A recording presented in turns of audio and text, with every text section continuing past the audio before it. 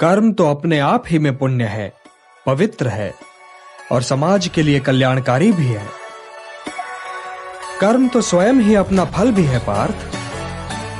परंतु यदि तुम समाज कल्याण के कार्य में स्वयं अपना हित मिला लोगे तो तुम्हारा वो कर्म अशुद्ध और अशुभ हो जाएगा।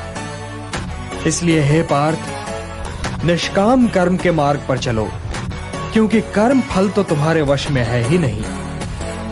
इसलिए केवल कर्म करो और कर्म फल की इच्छा न करो। कर्मण्येवाधिकारस्ते मा फलेषु कदाचन मा कर्म फल हेतुर्भूः मा ते संगोस्त्वा कर्मणि। किंतु निष्काम कर्म कैसे संभव है वासुदेव?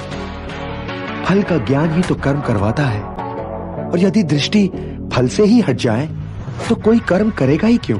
कोई कर्म इसलिए करेगा पार्थ कि कर्म के बिना तो जीवन संभव ही नहीं।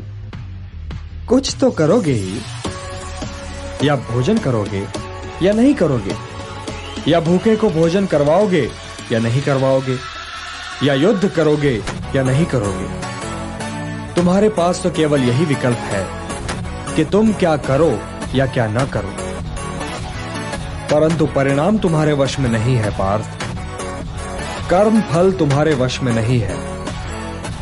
तुम्हारे अधिकार की सीमा इस विकल्प पर समाप्त हो जाती है कि तुम युद्ध करोगे या नहीं करोगे।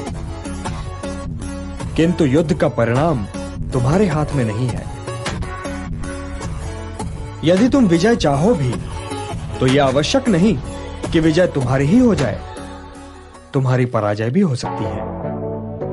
किंतु यदि तुम विजय से मोहित नहीं होगे तो पराजय से भी नहीं घबराओगे। यदि तुम ये सोचो पार्थ कि चाहे विजय हो चाहे पराजय, किंतु तुम तो केवल इसलिए युद्ध कर रहे हो कि युद्ध करना तुम्हारा कर्तव्य है, तो विजय के सुख या पराजय के दुख का प्रश्न ही नहीं उठता।